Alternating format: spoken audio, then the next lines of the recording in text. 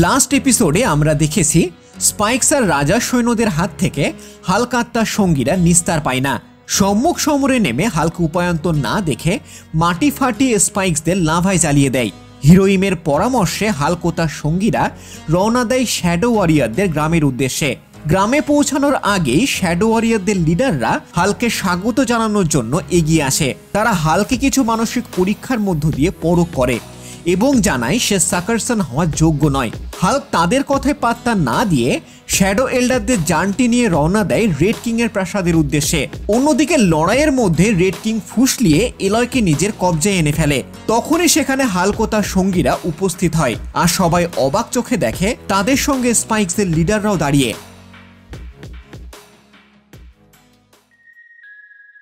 Hulk, ক্রগ, মিক ও কায়রা দাঁড়িয়ে spike শিপে। তাদের সামনে দাঁড়িয়ে স্পাইকদের লিডার ক্রগ তাদের মেরে ফেলার ইচ্ছা পোষণ করলো, কিন্তু হাল্ক বাদ সাধলো। সে স্পাইকদের ডাক শুনেছে, ঠিক যেমন শুনেছে মিক। মিককে স্পাইক লিডাররা তাদের স্মৃতি শেয়ার করছে। মিক সেগুলো হাল্ক ও তার বন্ধুদের দেখালো। স্পাইক লিডার তাদের পুড়িয়ে না মারার জন্য হাল্ককে ধন্যবাদ জানিয়ে তাদের কাহিনী শুরু করলো। তারা সবসময় এরকম বিধ্বংসী নরখাদক ছিল না, তাদের জীবন ছিল মহাশূন্যে। মুমূর্ষ তারার কসমিক এনার্জি খেয়ে চলতো তাদের জীবন। কয়েক জেনারেশন অন্তর অন্তর তারা অন্য গ্যালাক্সিতে পাড়ি দিত।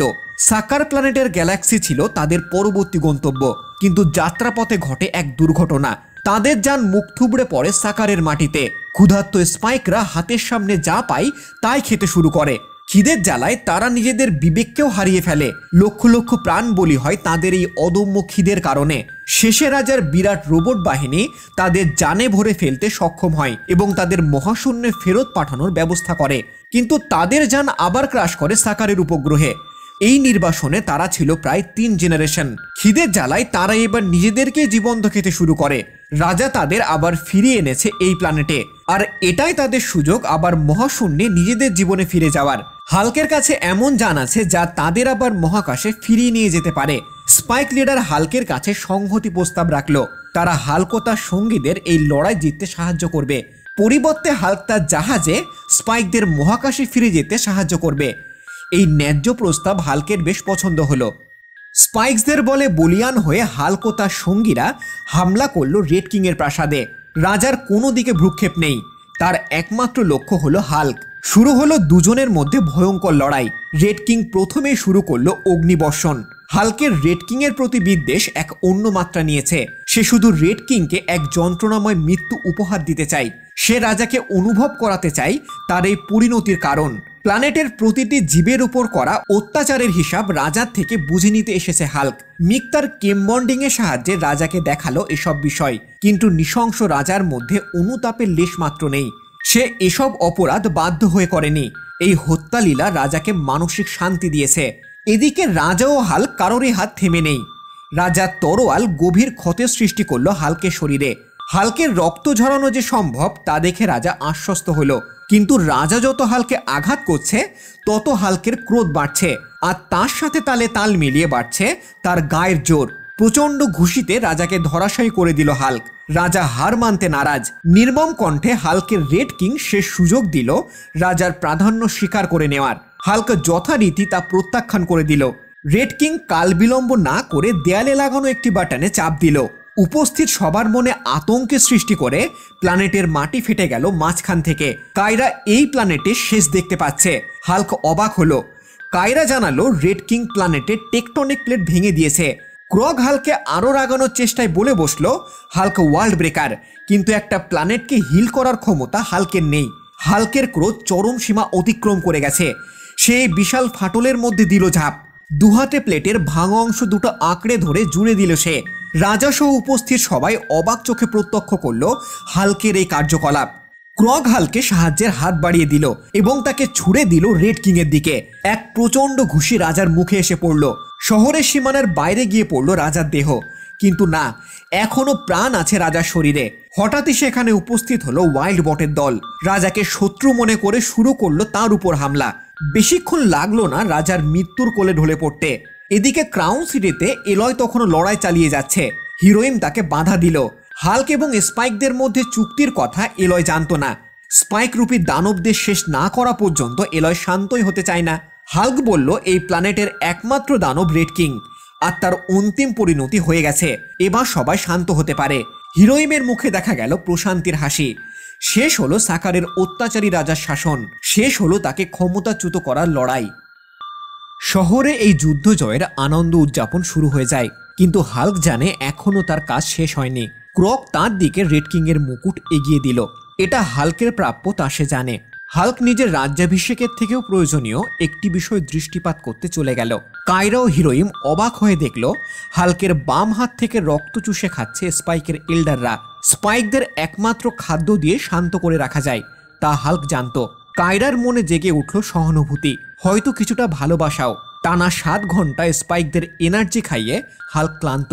যতক্ষণ স্পাইক হাল্কের এনার্জি ভক্ষণ করে চলবে ততক্ষণ শহরের কেউ মরবে না। হাল্কে ধন্যবাদ জানিয়ে বিদায় নিল স্পাইকরা। হাল্ক ও কায়রাকে সঙ্গে নিয়ে নেমে এলো শহরের রাস্তায়। নতুন রাজার আগমনে মুগ্ধ প্রজারা এগিয়ে এলো রাজার জন্য খাবার নিয়ে। হঠাৎই সেখানে কিছু রেড কিং এর অনুগত সেনা হামলা করে দেয়। যদিও এলয় এই হামলা যোগ্য জবাব দেয় এবং আক্রমণকারীদের বিতাড়ন করে সেখান থেকে। এলয় প্রতিবাদীদের পেছনে তাড়া করে এবং দেখে তাদের লিডার আর কেউ নয়, স্বয়ং তার মা। মিক তাকেও মেরে ফেলতে উদ্ধত হলে এলয় বাধা দেয়। এলয় আর মিকের মধ্যে ঝামেলা কঠিন আকার নেওয়ার আগেই সেখানে উপস্থিত হয় কায়রা এবং হাল্ক। ঠিক হলো গ্রেট এরিনায় ট্রায়াল বাই কম্বাটের দ্বারাই এই ঝামেলার মীমাংসা হবে। ক্রগ মিক ও এলয়কে শেষ সুযোগ দিল একে অপরের দিকে বন্ধুত্বের হাত বাড়িয়ে দিতে, কিন্তু দুপক্ষই তা মানতে নারাজ। অগত্যা শুরু হলো আবারও এক প্রচণ্ড লড়াই। এর মধ্যেই সেখানে শ্যাডো এল্ডাররা এসে উপস্থিত হলো রাজা হাল্কের সাথে প্ল্যানেটের ভবিষ্যৎ নিয়ে আলোচনা করার তাগিদে। তারা এই এরিনার লড়াই প্রত্যক্ষ করে দীর্ঘশ্বাস ফেলল। তাদের আশঙ্কায় ঠিক, রাজা হাল্কের মনের মধ্যে শুধু ক্রোধ। সে পারবে না এই প্ল্যানেটকে সমৃদ্ধির চাদরে মুড়ে দিতে, কিন্তু সবাইকে আবারও অবাক করে দিয়ে উন্মত্তের মতো রণভূমিতে প্রবেশ করলো রাজা হাল্ক। পাগলের মতো সবাইকে মারতে শুরু করলো। তার চোখ থেকে আগুন ঝরছে। মনে করিয়ে দিল সে উপস্থিত সবাইকে তারা ওয়ার বন্ডে আবদ্ধ। পরস্পরের প্রতি ভ্রাতৃসুলভ আচরণ না করলে তার মৃত্যু হাল্কের হাতেই হবে, একথা সে স্পষ্ট জানিয়ে দিল। হাল্কের এই অভিনব রাজ্য শাসন মুগ্ধ করল এল্ডারদের। এল্ডাররাও এতদূর ক্রাউন সিটিতে এসেছে নতুন রাজার সাথে চুক্তিবদ্ধ হতে। রাজা তাদের গ্রাম এবং তাদের স্বাধীনতায় হস্তক্ষেপ করবে না, পরিবর্তে তারা কায়রাকে রাজার গার্ড হিসাবে নিযুক্ত করবে। হাল্ক বলল সে কোনো গার্ড চায় না, সে কায়রাকে নিজের রানী বানাতে চায়। এই প্রস্তাবে কেউ আপত্তি জানালো না। কায়রারও পূর্ণ সম্মতি লক্ষ্য করা গেল। সেদিন রাতে শ্যাডো সেরিমনির মাধ্যমে কায়রা ও হাল্ক বিবাহ বন্ধনে আবদ্ধ হলো। হাল্ক ক্ষণিকের জন্য ব্রুস ব্যানারকে সামনে আনলো কায়রাকে তার আসল রূপ দেখানোর জন্য। এক মধুর স্বপ্নময় রাত কাটিয়ে পরের দিন সকালে তারা রাজপ্রাসাদের ব্যালকনিতে গিয়ে দাঁড়ালো শহরকে তাদের নতুন রাজা রানী উপহার দিতে। সাকারও দুহাতে গ্রহণ করলো তাদের প্রিয় সাকারসান ও তাদের ওল্ড স্ট্রংকে। এদিকে ব্রুড আর মিক ফোন দিয়ে আসছে। মিকের মনে হয়েছে হাল্ক তার নতুন জীবনে নিজেকে হারিয়ে ফেলছে। সে রাজা নয়, সে ওয়ার্ল্ড ব্রেকার। তার জন্মই হয়েছে ধ্বংস করার জন্য। ব্রুড মিককে নিয়ে গেল প্রাসাদের এক অন্ধকার কুঠুরিতে। সেখানে রাখা আছে হাল্কের যানটি। ভিডিও মেসেজ এখনো চালু আছে যানটির।